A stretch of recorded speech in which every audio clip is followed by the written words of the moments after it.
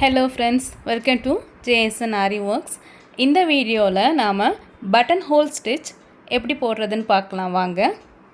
அதுக்கு first scale எடுத்து 2 lines draw பண்ணிக்கோங்க.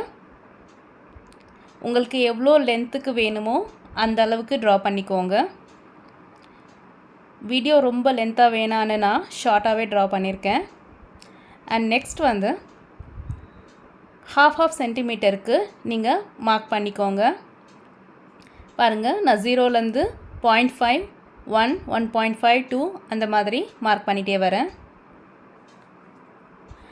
இந்த பட்டன் ஹோல் ஸ்டிச்சு பொறுத்த வரைக்கும் ப்ளவுஸில் நாம் அவ்வளோவா யூஸ் பண்ண மாட்டோம். ஆனால் குழந்தைங்களோட ஃப்ராக்ஸ் அப்புறம் பாவாடை சட்டை இந்த மாதிரியான மெட்டீரியல்ஸில் நம்ம யூஸ் பண்ணலாம். ரொம்ப அழகாக இருக்கும்.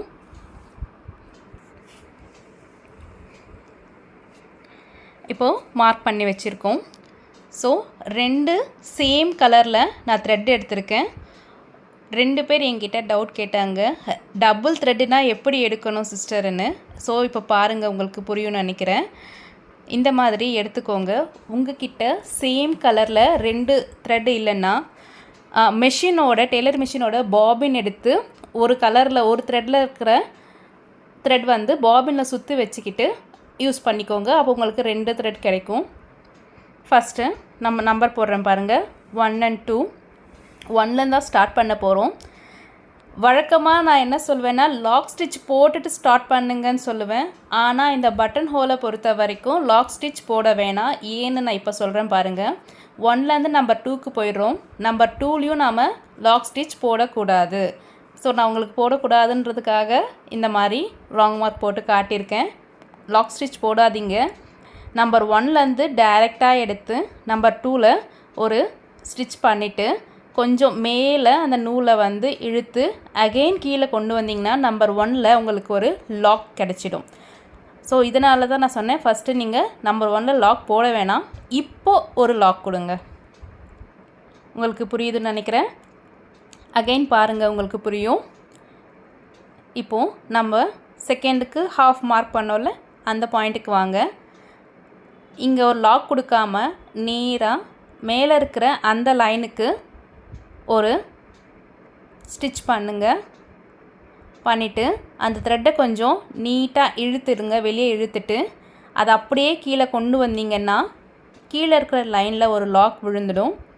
இப்போது அகைன் இங்கே ஒரு லாக் கொடுங்க. ஸோ இதே மாதிரி கண்டினியூ பண்ணிகிட்டே வாங்க. ஸோ ஒரு ஸ்டிச் பண்ணுங்கள், மேலே ஒரு ஸ்டிச் பண்ணுங்கள், கொஞ்சம் இழுத்துட்டு கீழே பண்ணிங்கன்னா உங்களுக்கு ஒரு லாக் கிடச்சிடும். அகெயின் ஒரு லாக். ஸோ இதை பார்க்க கொஞ்சம் குழப்பமாக இருக்கிற மாதிரி இருக்கும் பார்க்கும்போது. பட் நீங்கள் ஒன்ஸ் ட்ரை பண்ணி பார்த்தீங்கன்னா உங்களுக்கு கொஞ்சம் ஈஸியாக வந்துடும்.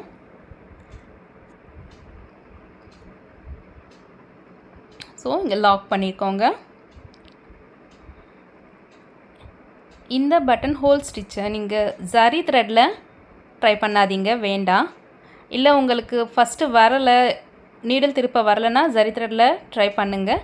பட் மோஸ்ட்லி வந்து சில்க் த்ரெட்டில் கலராக யூஸ் பண்ணும்போது ரொம்ப நல்லா இருக்கும்.